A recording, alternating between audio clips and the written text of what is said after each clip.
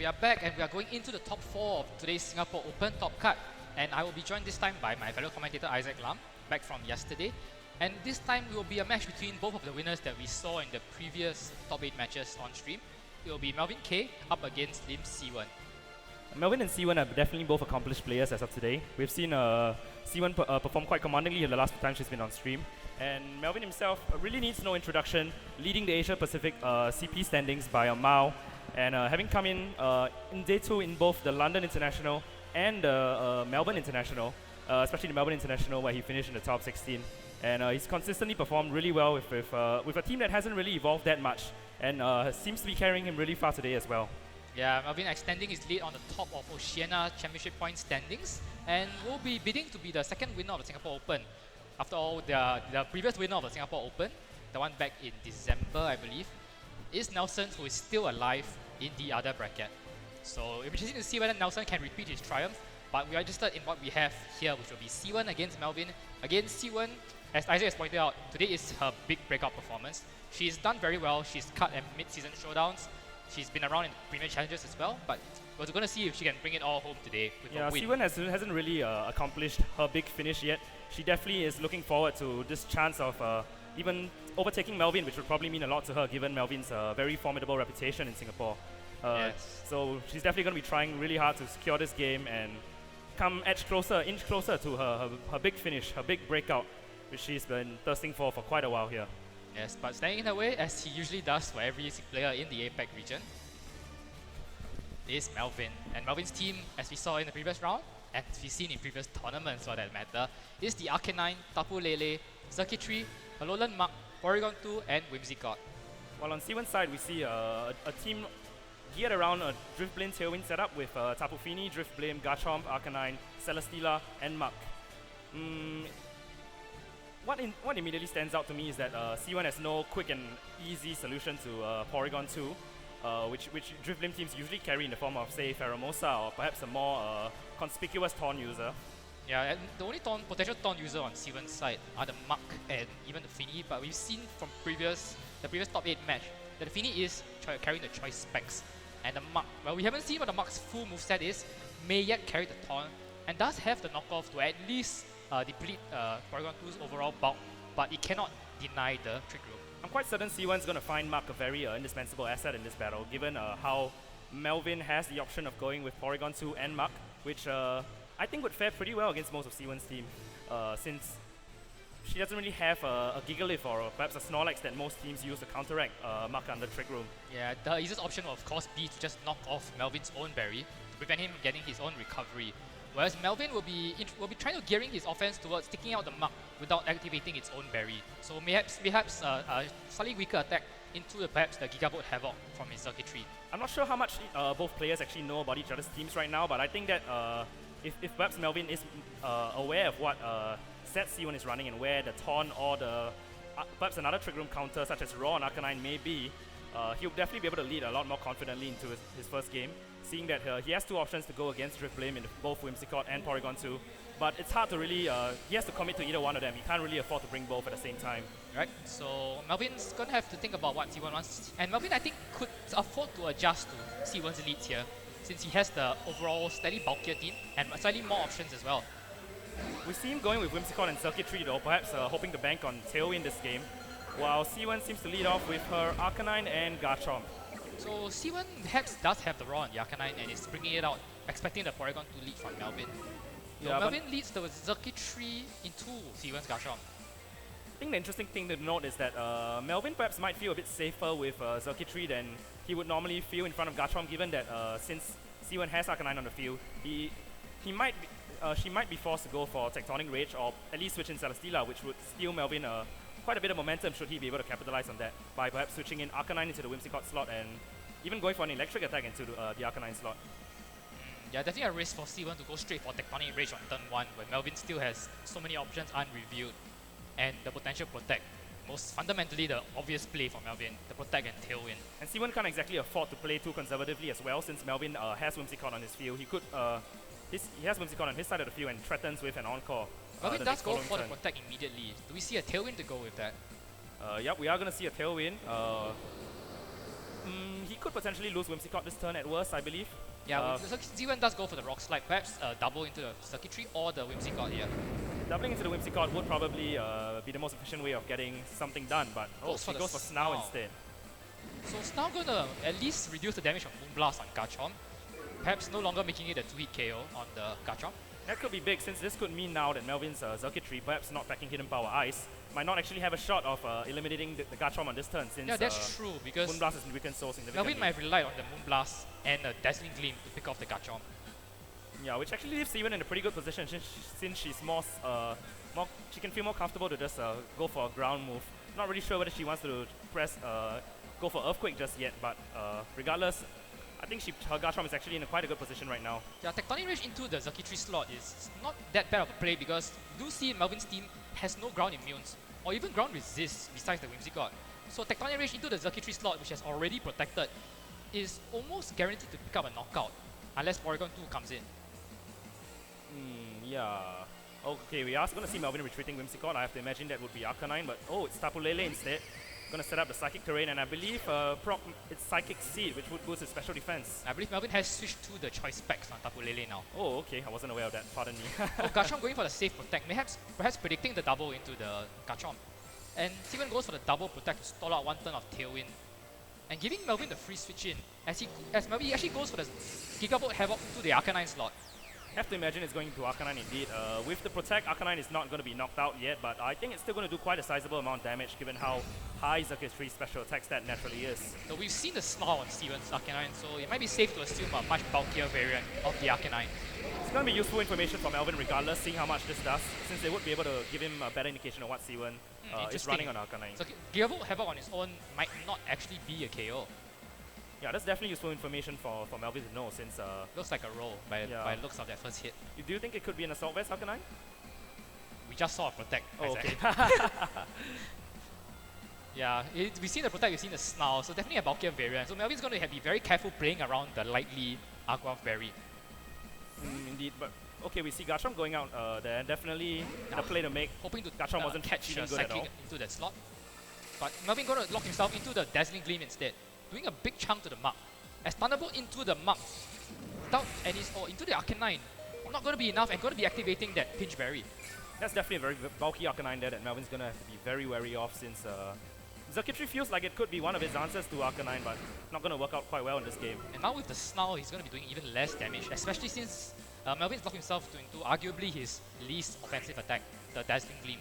Melvin's actually in a really good position here after Steven's actually in a really good position here after having gotten Snarl off onto Melvin's Circuitry. I don't think Mug's really in danger of falling this turn. Yeah, not to a Dazzling Tapu Gleam. Lele is probably faster and is going to proc Mug's 50% berry with Dazzling Gleam now. So Melvin's kind of pinned down. Steven definitely has one turn where she could take control of the game despite Tailwind not being in her favor. And surprisingly enough, the last turn of Tailwind is going to be fully in Steven's favor. So Melvin's very much pressured to switch back into the Whimsicott to prepare for a second Tailwind. Quite a sight to behold, you must admit, seeing Melvin pinned down like this. Yeah, two special attackers pinned by the Snarl from the Arcanine. And in fact, the Berry's still intact on Mug's side. Arcanine's going to come in on Melvin's side though.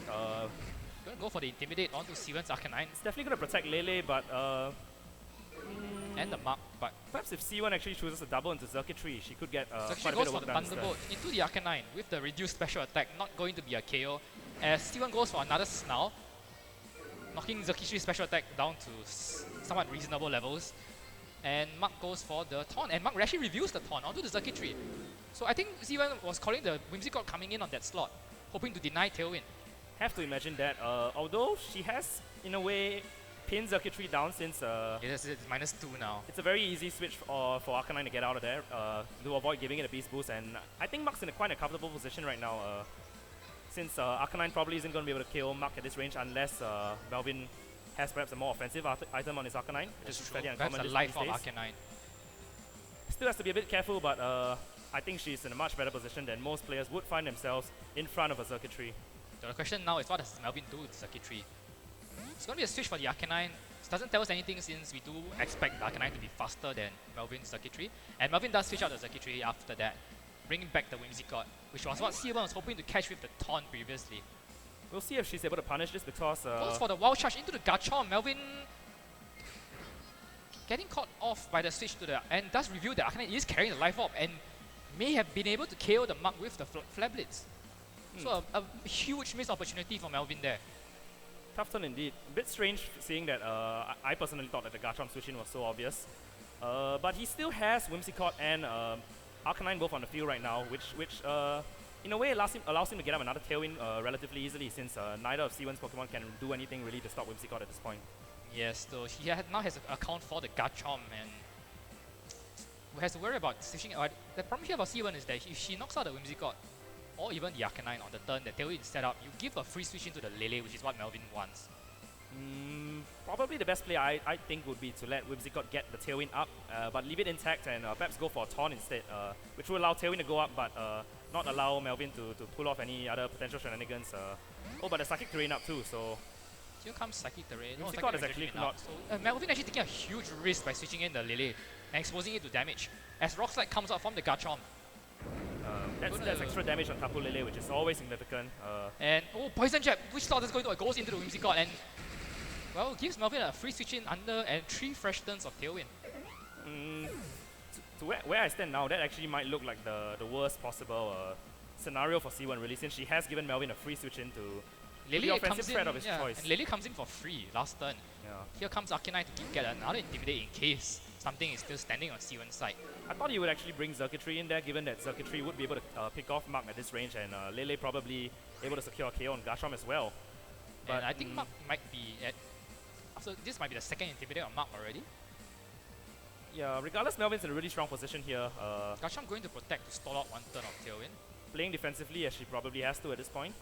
As Flare Blitz into the Mark slot. Without the Life Orb, I don't think that KOs.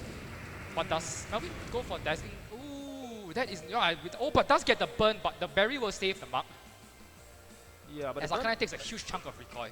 Burn is definitely huge though. If she went for Poison Jab, I don't think she'll be able to KO Tapu Lele this turn anymore. Yeah, Melvin locks himself into the Dazzling Gleam once again. Not going to be able to KO the Mark thanks to his Berry. But Poison Jab after he intimidates and the burn, ooh, that's nothing at all. Yeah. Even without the burn, Lele would have taken that fairly comfortably, but with the burn it makes it even easier. And unfortunately for C1, no poison either. Yeah, C1's now at that point where Dazzling Gleam would do a lot of damage to both her Pokemon. Can't imagine she feels too good about being in this position. Garchomp's still relatively free to do whatever it wants though, since it's probably not going to fall this turn. Well, C1 probably, Melvin probably doubles the Garchomp, but does switch the Arcanine out. Yeah. C1 does not go for the potential free attack with the Garchomp though.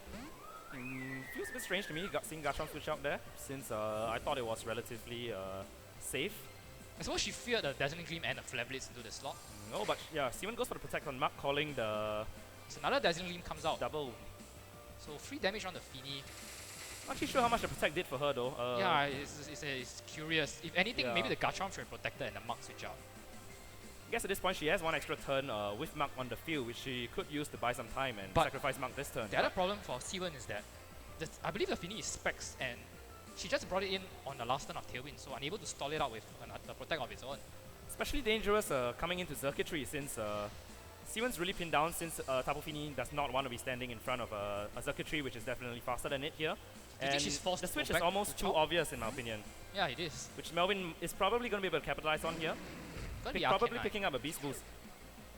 But does Melvin call it being Garchomp instead and go for Dazzling Gleam maybe? But I think 2 Dazzling Gleams would be enough to seal the deal at this point.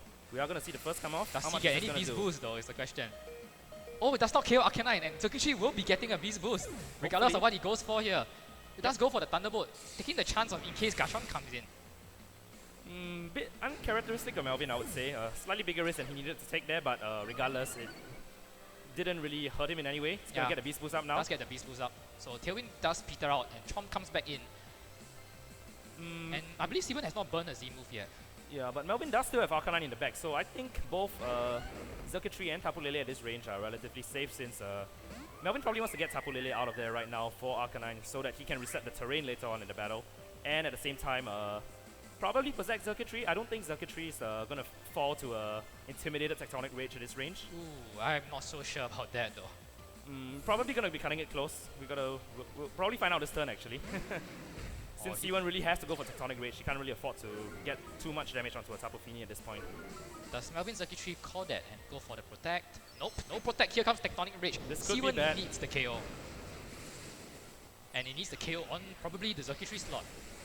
Yep. If circuitry goes down, Melvin's going to lose a lot of his momentum since Arcanine sitting in front of Garchomp at his ranges. And here it comes, it goes into the circuitry. He has been intimidated, but it is still a Tectonic Rage going into the circuitry, which is weak to ground, has taken prior damage, and will be going down. Wasted opportunity for Melvin there, really. If he had protected that turn, things would have gone very differently. I'm not sure what he was expecting there. Was she expecting C1 to Earthquake her own Fini? Possibly, I guess. As now, Lily comes in against both Garchomp and Tapu Fini.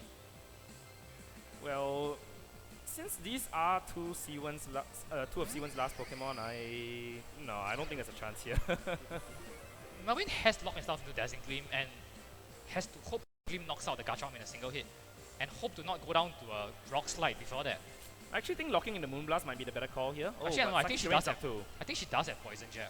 Yeah, but so long as C1 has Poison Jab, I don't really see how Melvin's going to come out of here too comfortably. Yeah, there is the Poison Jab. Since C1 does not carry the South Stance, relying instead on Swagger from the Drift Blim. As Melvin Lily reveals its bulk, but goes for the Psychic instead to KO the Fini, but that just means a second Poison Jab will finish the job. No chance of it being a damage roll, right? Given how much damage it did. I think the first one did too much. Probably just over that threshold. Interesting game for sure, though. I don't really get any sense of which player really holds the advantage here. The game went back and forth a lot, had a lot of potential turning points, and it feels like it could go any way really. Since here comes the Poison Jab to finish game 1 for C1. And Melvin don't have the rule that missed protect on the circuitry when it seemed like the Garchomp, as you pointed out, had no choice but to go for Tectonic Rage that turn, since C1 could not protect a Fini from an Earthquake. But I guess in a scenario where you're with such high level play, can't really discount the possibility that C1 would have gone for Earthquake there. Yeah, would have probably been it would actually have won the game, I think. Should Melvin choose to go for the more obvious protect option. Yeah, because then his circuitry is stuck there, unable to protect next turn. Regardless, I think it's quite clear that Melvin's primary win condition here is setting circuitry up safely, and perhaps getting the Beast Boost, which will allow him to snowball into a sweep well, really, since C1 doesn't have too many mons that can take attacks from both circuitry and Tapu Lele at the same time very comfortably. Yeah, and full credit to C1 for recognizing that and taking out Tailwinder on Melvin's side, so that he was unable to set up another Tailwind and put circuitry in a position to continue taking out her mons. Yeah, Melvin definitely needs to get Tailwind up for circuitry to stand any chance of standing up against Garchomp. But perhaps if Melvin's actually able to eliminate Garchomp a bit earlier in the game, he might not actually need the Tailwind, since Tapu Fini is probably not going to be wanting to face off against circuitry. Arcanine, if Arcanine's HP is whittled down a little bit, I think it's not too comfortable for it as well. Oh, but it does have Snarl, so... Yeah, I think Snarl is the one thing standing between Melvin and bringing the Porygon 2 it automatically. He's worried about Porygon 2 being stuck in a situation where it's being snarled until its damage output is almost redundant. Yeah, Whimsicott definitely going to be putting in a lot of work for Melvin here early game once again. Probably going to see it as a lead, I believe, since he really needs to exert the offensive pressure it presents. And yeah, we do see Whimsicott panic with circuitry this time. While C1 brings out Tapu Lele, Garchomp and Mark, pardon me. Quite a bad position for Melvin, I think, actually, since Garchomp and Mark both threaten circuitry and Whimsicott relatively well, forcing him to play a bit more safely this turn. Yeah, you kind of deny a very obvious protective win, because the counter play for C1 is that she just goes after the Whimsicott and takes it out. Because the situation here for Melvin is that neither of C1's Pokemon are actually threatened by the circuitry. Even a Gigavolt Havoc is not likely to take out the Mark. Yeah, I don't even really see too much harm in firing off a Tectonic Rage into Garchomp, in fact, since perhaps if Melvin decides to play a bit more aggressively, he could be punished for it. And even if circuitry does go for the protect, that's still going to be a sizable chunk of damage, which would help in the long run for sure. We did see that's what happened in game 1 when Melvin just went for the passive protect Tailwind. Oh, but Garchomp switching out into Arcanine, I believe. Relatively safe switching again, since we've seen that circuitry isn't going to be taking out Arcanine in one hit most likely. Certainly not. Here comes Tailwind. Oh, but actually does go for the safe protect and opening the Whimsicott to the Poison Jab from the Mark, which if it poisons might even take it out in a single hit. C1 not losing too much this but this does go turn for really knockoff switching in. instead. Perhaps calling a switch that turn, or just wanting to break the sash on Whimsicott.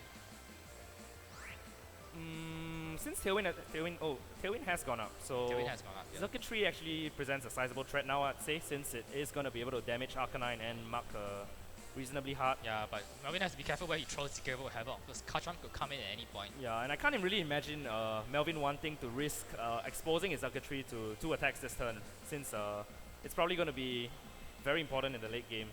Definitely, we saw previously letting it go down to Tectonic Rage is what swung the game in C1's favor decisively. Interesting to see what Whimsicott's going to do this turn though, since... Protect from Arcanine. So Melvin going to go for the attack with the Circuitry. Is he going all in already? Moonblast into the Muk, going to do a bit of chip damage. I think he's going to go all in. Going to bring it closer to the berry range. Does go for Tectonic Rage. Where is it going into? Did he double into the Muk here? And does it get the KO? It should. It is Circuitry. Getting a KO on the Muk would be huge at this point. Beast Boost boosting Dazzling Gleam's damage to significant levels against Garchomp. Here it comes. Gigable Havoc. Which slot does he target? Has to be the Muk. Has to be the Muk. Is it going to be the Muk? And it's the Muk. It's going to be the Muk. Does he pick up the KO? After the chip damage from the Moonblast, Muk does go down to Gigable Havoc. Doesn't look anywhere near close. Yeah, I suppose you're right there. Might even have been enough on its own. Beast Boost coming up now. C1's definitely feeling the pressure right now. Circuitry, next to Whimsicott, in fact, with its Moonblast coming off, not too shabby special attack stat, should be able to pin Garchomp down now at this point even. So Garchomp, yeah, but the danger for Melvin, of course, is doubling into the Garchomp and getting Snout.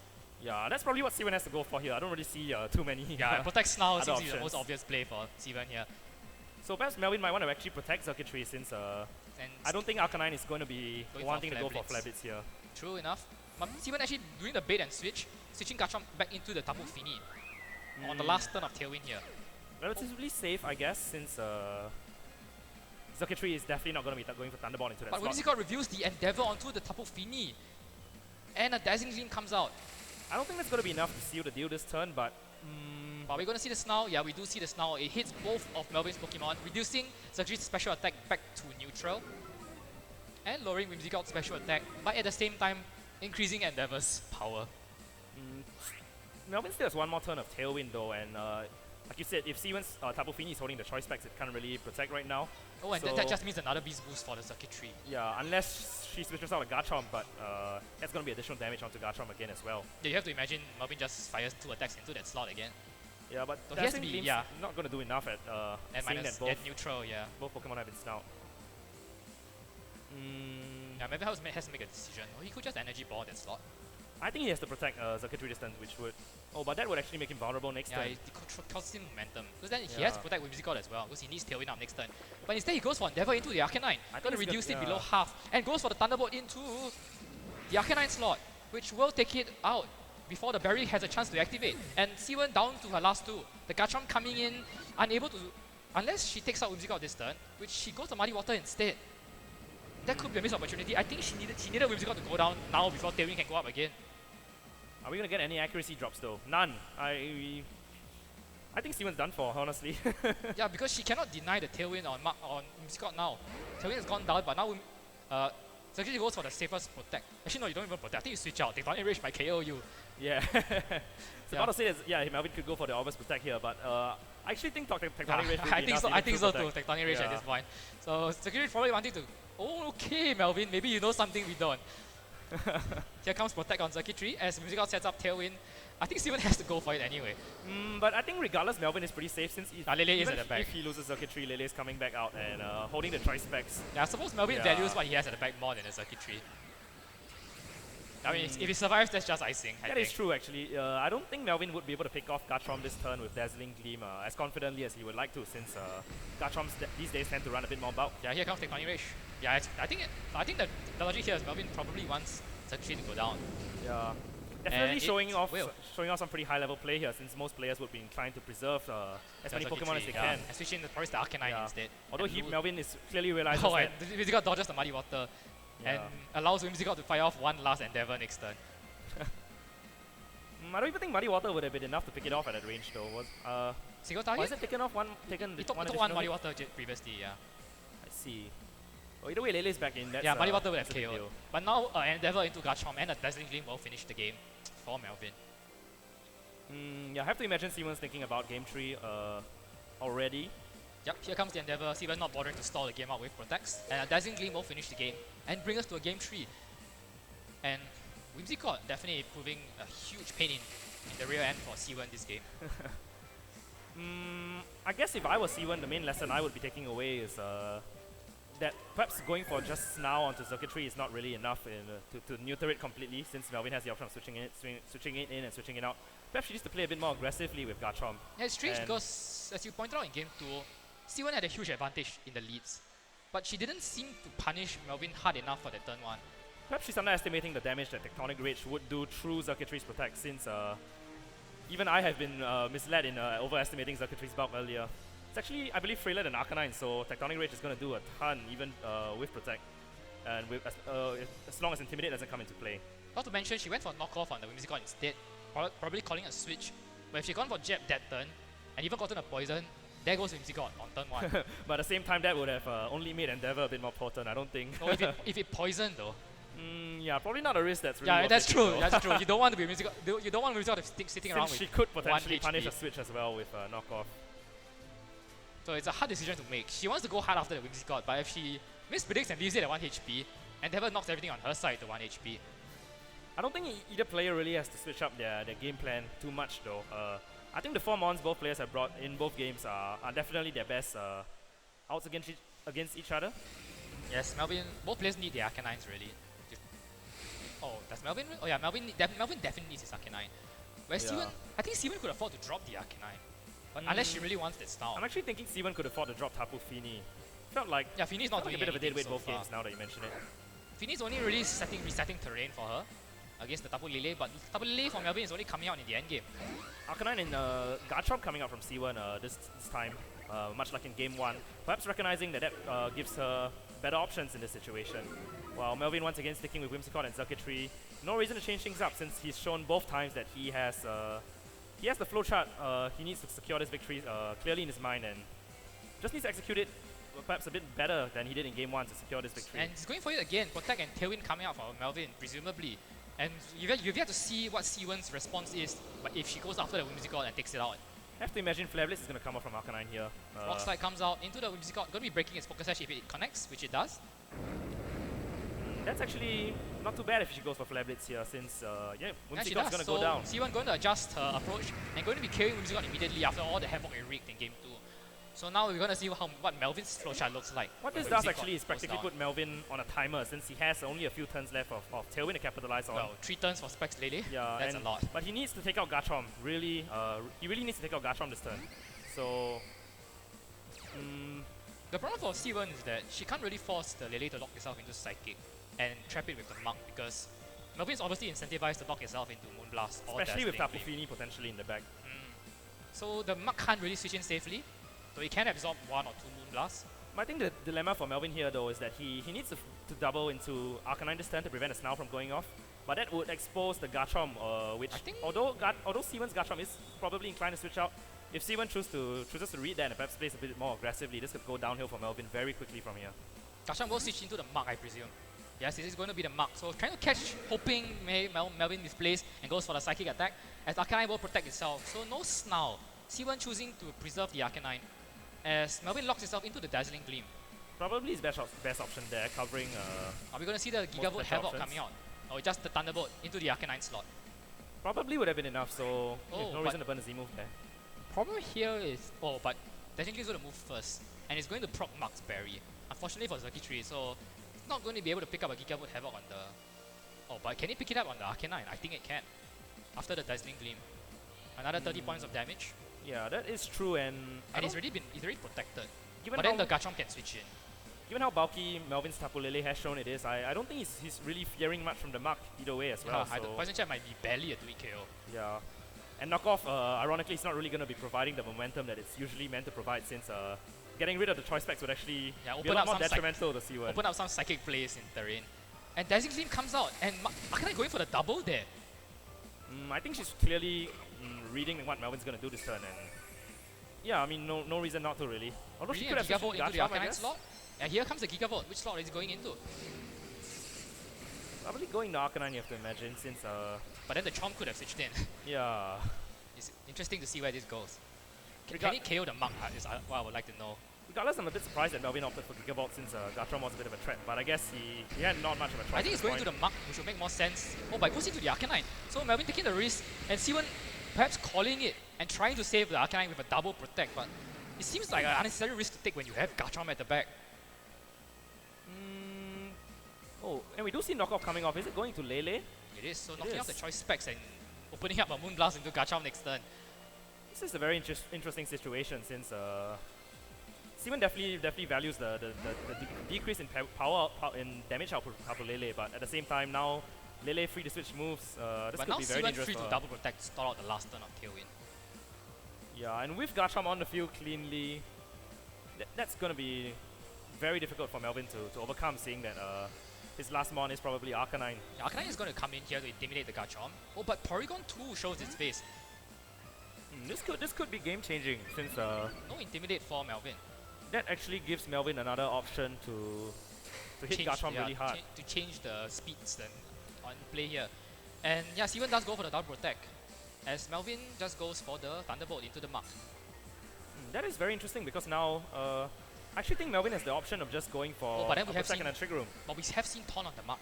Oh right, yeah, that's not good for him. Is there any way he can save Circuitry at this point? Switching in Lele doesn't seem like a really safe option here either. Question is, do you call a Tectonic Rage here?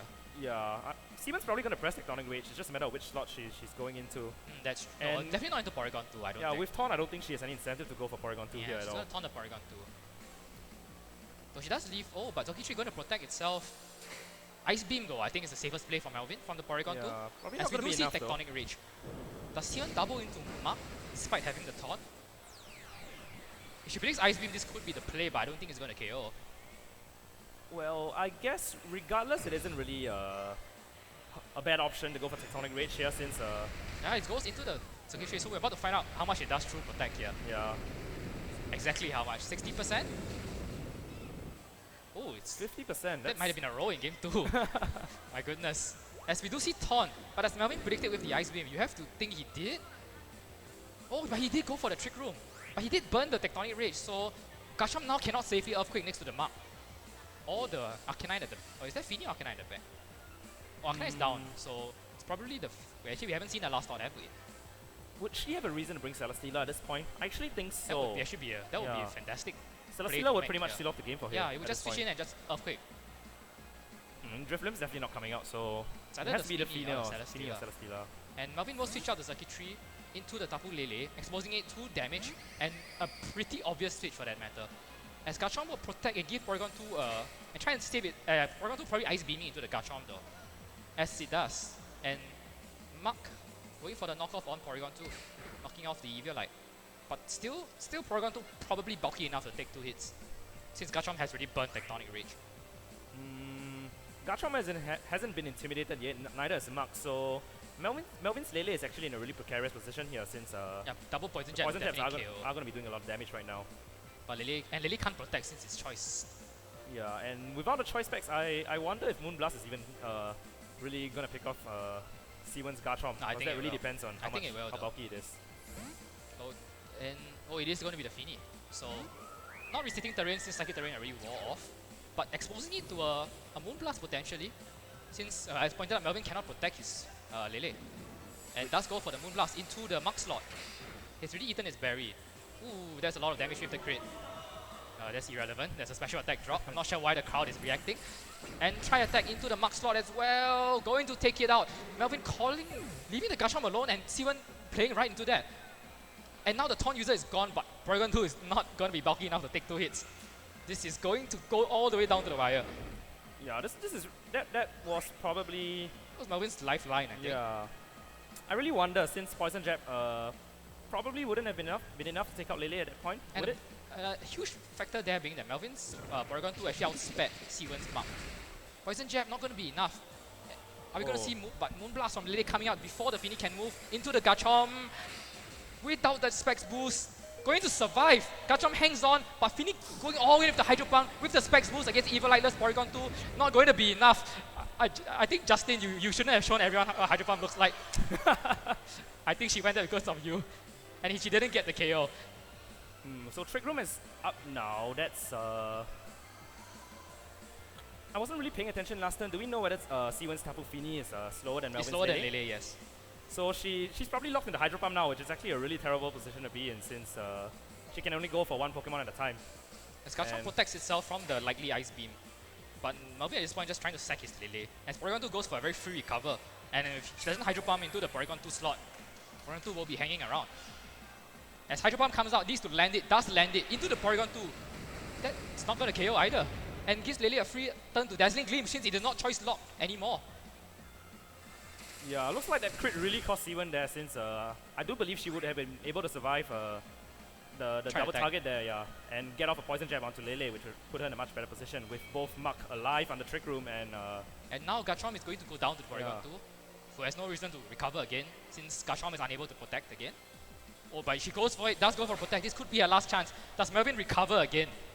No, he doesn't. He goes for the icing into the double protect. So a chance for C1 to Hydro Pump into the Porygon 2, which she lands.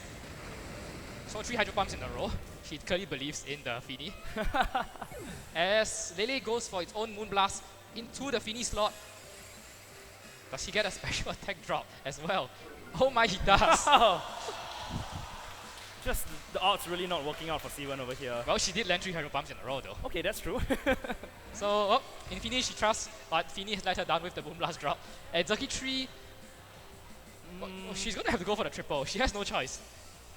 Yeah, that's true, but I think Tapu Fini is going to, Tapu Fini can only pressure one of Melvin's mons at this stage. And can Melvin safely press Dazzling Gleam? Probably. On both? Depends on whether Tapu Fini or Zerkatry is faster here. Goes for a triple, doesn't get it. And Zerkatry goes for the Thunderbolt to finish off the Fini. And with anything Lele does will knock out the Garchomp. And Melvin will move on to the final of this Singapore Open 2. Moving on over C1 in a very, very closely fought top 4 set. Congratulations to Melvin. Rather unfortunate for C1 there, but I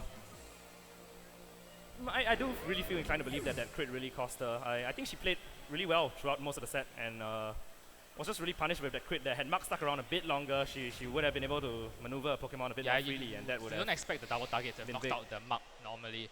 Yeah. You should have left the Muk on the field to at least renew the taunt on Porygon 2 the next turn. Once again showing how, as we predicted, Muk was really the deciding factor in this match. Up against Melvin's own Porygon 2 really, so yeah, real shame for her, but regardless, it was a really well played game from Melvin. Realizing perhaps where he misstepped in his first game and executing his flowchart really well, playing to all his outs and securing that win for him. But then again, I think you did question the decision to knock off the Lele, and I think it did come back to bite her in the end. Lele being able to freely switch between Moonblast, Dazzling Gleam, he was able to pressure the right things at the right time. Whereas if he was locked all the way to Dazzling Gleam, I think the Garchomp didn't really have much to fear. And indeed, the additional damage that would have come out from a Poison Jab, I think, would have actually probably been quite significant in influencing how she could play the late game. I believe Lele was brought down to the red towards the end of the game. Poison Jab. So yeah, perhaps that was actually as big a deciding factor. Definitely. So good games to Melvin. We'll move on to the final with a chance to be the Singapore Open 2 champion. Commiserations to C1, who will fall at the top 4 stage as we go on to an interview with... I do believe we'll be interviewing C1 here. Not sure about Melvin, but stay tuned and you'll find out soon. Stay tuned.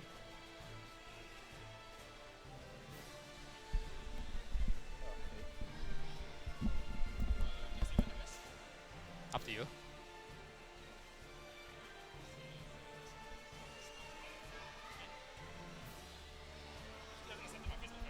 Really? Yeah.